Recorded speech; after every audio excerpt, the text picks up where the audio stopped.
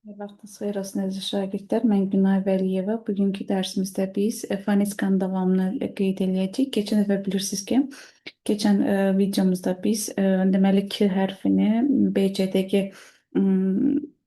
qaydasını izah etmişəm. YouTube kanalımızda var. İnşallah baxıb bəyənərsiniz. Suallarınız olsa yönləndirə bilərsiniz. İndi fonetikada biz kifayət qədər uşaqlara problem yaradan həm orfoqrafiyası, həm orfoepiyası kifayət qədər çətin olan Q hərfindən bu gün biz danışacağıq. Deməli Q hərfinin 4 cür səslənməsi var. Q kimi, K kimi, X kimi, bir də Ğ kimi. Deməli 4 cür səslənməsi var. İndi mən keçən dəfə K hərfinin və BCDG qaydasını izah edəndə belə bir qayda qeyd eləmişdim ki, orada yəni aşağı-yuxarı qaydalar eynidir.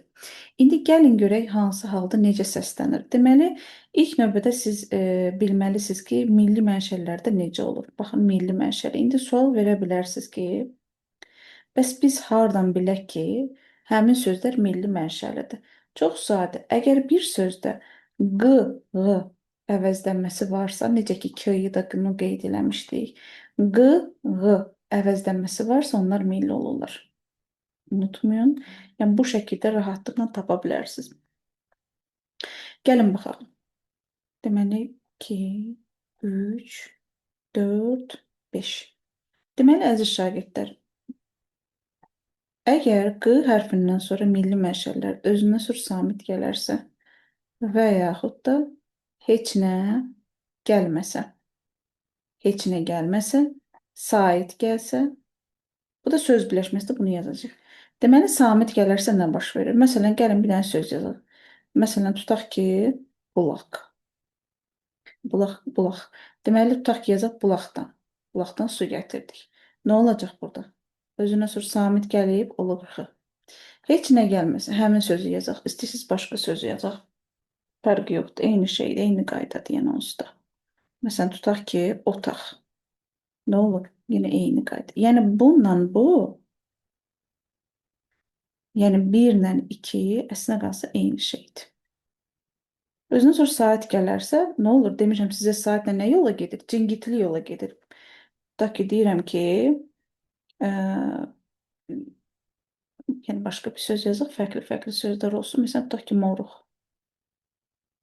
Moruq. Normalda moruq olur və q əvəzləməsi, məsələn, tutaq ki, moruğun dadına baxdım. Məsələn, moruğun dadına baxdım. Moruğun. Deməli, nə olacaq? Q. Bu qayda söz birləşməsində də keçərlidir. Məsələn, tutaq ki, deyirsiniz, gəlin yazaq. Deməli, qonaq gəldi. Bir də deyirik ki, məsələn, tutaq ki, qonaq evi. Mən şagirdlərimə həmişə deyirəm ki, heç vaxtı sizə söz birləşməsi və yaxud da ki, iki sözü fonetik təhlil zamanı iki sözü və yaxud da cümlə daxilində boş-boşuna heç vaxt vermirlər. Əgər sözün bir söz deməli K ilə bitirsə, B, C, D, G ilə bitirsə və yaxud da ki, Q ilə bitirsə, özündən sonra sözlər gəlirsə, bilin ki, onların cavabı həmin ilk sözün əvvəlindəki hərfdədir. Baxın, buradadır bunların cavabı. Bunları sizə boş-boşuna vermirlər. Zaten tək soruşsa, onsuz tək soruşacaqdır da. Bir halda ki, onu qarışıq veribsə, deməli qarışıq soruşur. Vəssalam, özünün sonra samit gəlib, bu hansı qaydadır? Birinci qaydadır. Özünün sonra saat gəlib, bu hansı qaydadır? Üçüncü qaydadır. Eyni şeydir. Sadəcə iki söz daxilindədir. Vəssalam, demək ki, onda yenə olacaq X. Demək ki, onda yenə olacaq X. Vəssalam, bu da belə. Hardan bildik ki, millidir? Yenə deyirəm, q əvəzlənməsi baş verərsə, onda biləcəksiniz ki, millidir. Düşünürəm ki, burada elə bir çətin bir şey yoxdur. Bir dənə Azərbaycan dilində bir dənə söz uşaq sözüdür ki, bizdə uşaq sözü milli söz deyil, alınma mənşəli sözdür. Bir dənə o istisnadır ki, amma bizim milli sözlərimiz kimi nə edir? Yəni tələffüz edilir. Yəni uşağın, uşaq bu şəkildə. Yəni həmin bu qayda uşaq sözünə keçərli, amma milli söz deyil, alınma mənşəli sözdür. Nə birisi qayda. İndi gəlin alınma mənşəlilərə baxaq. Gəlin başqa rənglə yazaq.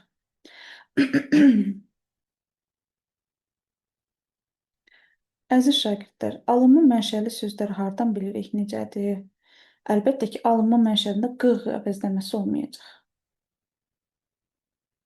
əvəzlənməsi, əvəzlənməsi olmur. Məsələn, gəlin baxaq. Məsələn, fərq sözünə baxın. Sən durub, yəni siz durub fərqin, fərqə deyə bilərsiniz, yox. Fərq. Vəssalam. Ka. Tutaq ki, məsələn, parking. Hər yerdə də rast gəldiyimiz sözdür. Parking.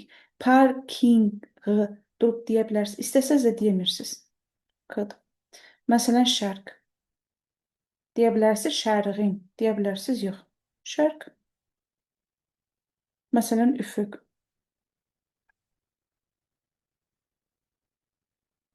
Məsələn, məntiq. Məntiqin deyirsiniz, yox. Məsələn, pedaqoq.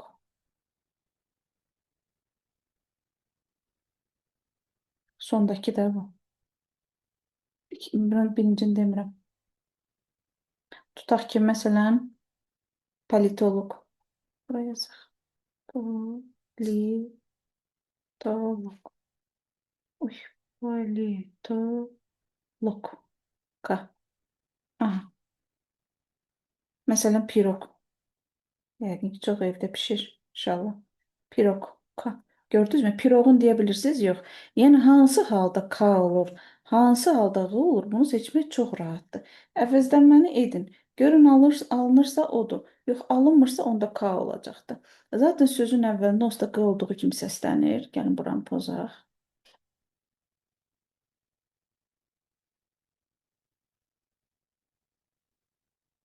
Zaten sözün əvvəlində ə,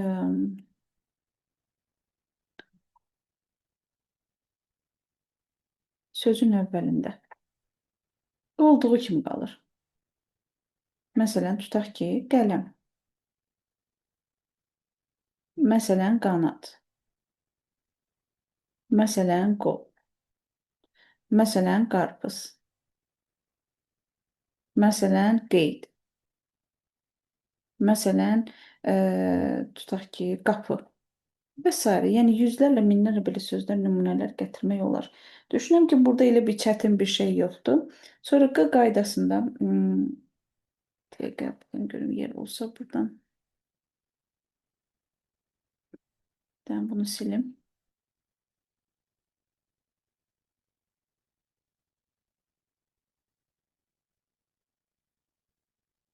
Zafra milli deyil. Aha. Deməli, bir dəqiqə qaydasında belə bir şey var. Bunu düstur olaraq yadınızda saxlasaq çox yaxşı olar. Əslində qalsa mən şagirdlərimə həmişə bunları çalışıram düstur şəklində əzbərlədim.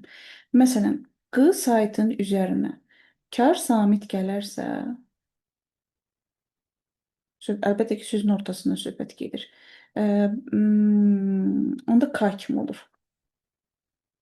K kimi. Məsələn, tutaq ki, təqsir. Təqsir. K. Əgər q samitin üzərinə cingiltili samit gələrsə, cingiltili samit gələrsə, onda nə olur? Əlbəttə ki, q olaraq qalır. Mən sizə demişəm də, yəni bir sözün incə səslənməyinə də onun yanında cingiltin gəlməyi də bəs eləyir, yəni. Da q kimi qalır. Məsələn, tutaq ki, miqyas sözü. Bir dənə burada bizdə bax bu qaydaya istisna iki dənə sözümüz var. Bir haqlı sözüdür, bir də fərqli sözüdür. Fərqli sözüdür. Əslində fərq sözün özü k-dır. Bax burada yazmalıyıq. Fərq sözün özü k-dır. Amma bu sözdə iki istisnadır. Burada necə səslənir? K olur. Haqlı və fərqli. Elə zaten buradan gəlir də, yəni. Deməli, bu birinci qayda. Burada yazaq ikinci qayda. Belə düşünürəm ki, q hərflə bağlı bizim artıq elə bir yəni çətinliyimiz qalmayacaq. Əsasən bax buna diqqətli olun. Xüsusən söz birləşmələrinə bax, söz birləşməsi və ya da cümlə şəklində olanlara mütləq ki fikir verin. Sonra keçək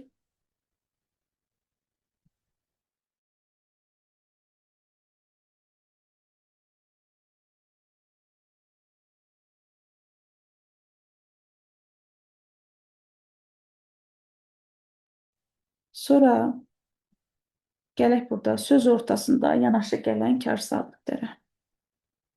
Söz ortasında, söz ortasında yanaşı gələn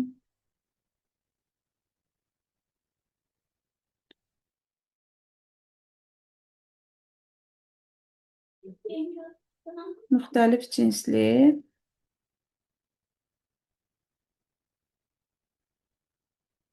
samitdir. Mən müxtəlif cinsli və eyni cinsli məsələsini keçən dərsdə izah eləmişdim əziz şagirdlər. Müxtəlif cinsli və eyni cinsli məsələsi nə deməkdir? Yəni iki dənə eyni samit gələrsə adlanır eyni cinsli, iki dənə müxtəlif samit gələrsə olur eyni cinsli. Baxın, sözün orta əsasən ş-t, s-t, f-t, x-t və sairə yazıram, çünki belə nümunələr çoxdur. Məsələn, burada qaydalar müxtəlif cür qayda var. Məsələn, belə yazaq da. Bunlar əsasən gələndə ikincisi cingitləşirlər. İkincisi cingitləşir. Niyə cingitləşir bilirsinizmi? Ona görə ki, sözün ortasında ümumiyyətlə dildə əziz şagirdlər iki dənə kar samiti demək asan deyil. İkisi də küydü, insanın onu demək üçün müəyyən enerjisi, müəyyən taqəti gedir. Yəni dildə də onu demək çətindir. İki dənə kar samiti demək çətindir. Ona görə cingiltili samitlər bizim deyiliş zamanı köməyimizə gəlir.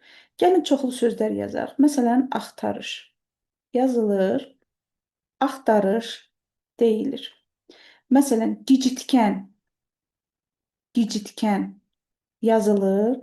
Heç görürsünüz, məsələn, burada t, k birləşməsini yazmamışam və s. içinə gedir. Gicitkən deyilir. Məsələn, həftə yazılır, həftə deyilir. Məftil yazılır, məftil deyilir. Məsələn, tutaq ki, seçki yazılır, seçki deyilir. Bitki yazılır. Müxtəlif nümunələr yazıram ki, testlərdə rastınıza çıxacaq. Dəstə yazılır, dəstə deyilir. Şaftalı yazılır. Yəni f-t deməkdənsə elə d-nı deyərəm də şaftalı yazılır. Təşkil yazılır, təşkil deyilir. Məsələn, təşkilat sözü də eyni qaydadır. Məsələn, püstə, testlərdə çox rast gəlirik biz buna. Püstə yazılır, püstə deyilir. Sonra kəşfiyyat sözü, şf birləşməsi diqqətli olun. Kəşfiyyat yazılır. Məsələn, şf birləşməsi, məsələn, orada yuxarıda yazmamışam. Amma mən sarı yazmışam da. Kəşfiyyat yazılır. V ilə f, v ilə deyilir.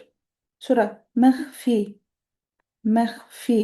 yazılır, məxfi deyilir. Çiskin yazılır, çisgin deyilir. Sonra göstəriş yazılır, göstəriş deyilir. Sonra bəxtiyar yazılır, bəxtiyar deyilir. Böhtan yazılır, böhtan deyilir. Sonra xəstə yazılır, xəstə deyilir. Buna yüzlərlə belə nümunələr yazdım. Mən burada çoxlu nümunələr yazdım ki, testlərdə qarşınıza çıxanda, rast gələndə bu nümunələrdən istifadə edəsiniz, yadınızda saxlayasınız. Məsələn, müştəri, şıtı, müştəri yazılır, müştəri deyilir. Sonra indi bu, yəni belə.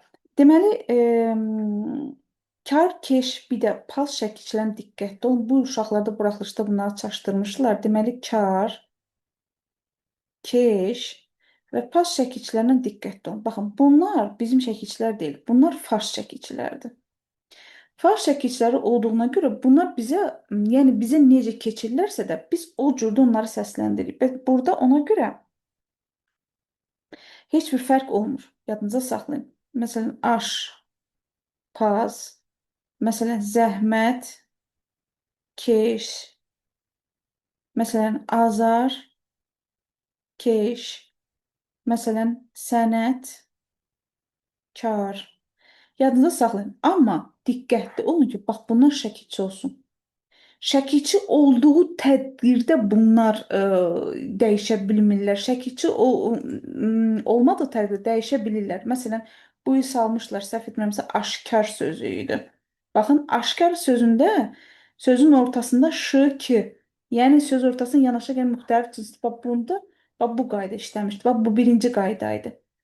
Bu ikinci qayda. Bax burada siz aşkar sözündə siz şəkilçi görürsüz. Nə olsun kar var. Bu şəkilçi deyil axı. Bu kökdür. Belə kök olduğu zaman sözün ortasına gəlin iki kar samit cingiltləşməsi qaydası. Yəni birinci qayda artıq keçir. Burada olacaq nə? Aşkar. Üzr istəyirəm. Aşkar olacaq. Yəni bu buraxılışa salan kifayət qədər uşaqların çətin çəkdiyi test nümunələrindən biri idi. Bilirsiniz ki, bu buraxılış çox çətin olmuşdu. Sonra deməli burada üçüncü bir qaydanda yazıram. Elə üçüncü bir qaydanda yazıram. Elə bu qayda zaten bənzərdir.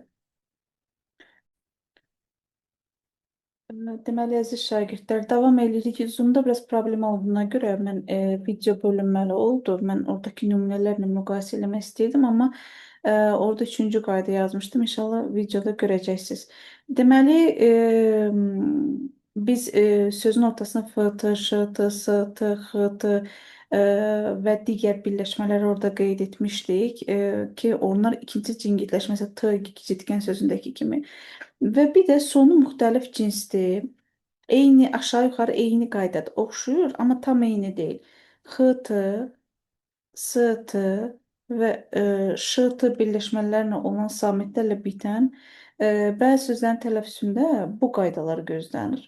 Məsələn, bunlara üzərinə samitlə başlayan şəkilçi,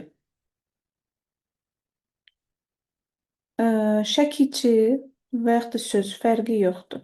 Şəkilçi və yaxud da söz gəldikdə burada T hərfi, yəni T hərfi, səs yazmayaq. T hərfi tələffüz olunmur. Tələffüz olunmur. İndi izah edəcəm ki, niyə olunmur.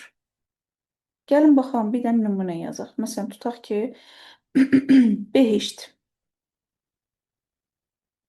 Behişt, düzdür. Sözün sonu şıt ilə bitibdir. İndi bura deyir ki, behiştdə. Düzdür. Samitlə başına şəkilçi varmı? Var. Nəzərə alaq ki, 3 dənə samiti yan yana demək kifayət qədər, yəni insana danışanda çox narahatlıq verir. Ona görə bu üçünü deməkdənsə ikisini deməyi daha uyğundur. Yəni onda daha rahat olur ümumiyyətlə. B, deyirəm, B, işdə. Bu şəkildə olacaq. Yəni ortadakı t düşür. Yəni iki karı demək, mən sizə o birisi videoda da dedim ki, iki karı demək ümumiyyətlə çətindir yəni. Fərqi yoxdur. Bunun yanında söz də gəlsə həmin qayda olacaq. Behişt, tutaq ki, deyək ki, müjdəsi, məsələn. Müjdəsi, eyni qaydadır. Olacaq. Behiş, müjdəsi. Söhbət əlbəttə ki, samitlə olan qaydalara gedir. Məsələn, tutaq ki, xoş, bəxt, tutaq ki, sən. Samit gəlibmi? Gəlib. Aha, nə olacaq? Buradakı t düşəcək. Xoş, bəxt, sən. Fərqi yoxdur. Deyək ki, xoşbəxt. Məsələn, tutaq ki, xoşbəxt, tutaq ki, zaman. Söz olsun. Eyni qayda. Nə olacaq? Xoşbəxt, zaman. Tutaq ki, deyirsiniz ki, neft, neftdə yazaq. Bir də yazaq, tutaq ki, neft, tutaq ki, yazaq bura neft quyusu. Tutaq ki, yazaq. Eyni qayda. Neftdə və yaxud da ki, Nef, t düşür. Çox, yəni ki, diqqətli olun bu cür nümunələrdə. Məsələn, tutaq ki, olacaq sərbəstlik. Belə olanda olacaq bəs, sərbəstlik. Gördünüz mü? S qaldı. Yerinə başqa bir, yəni yerinə deyən ki, t-nın yerinə gəlmir. Əslində qalsa l-nın d-ya dəyişməsidir. Buradakı ortadakı t getdi və belə. Bunlarda diqqətli olun. T tələffüz olunmur. Amma deməli belə sözlərdən sonra, bunlardan sonra yazaq, bir daha yazaq. F, T,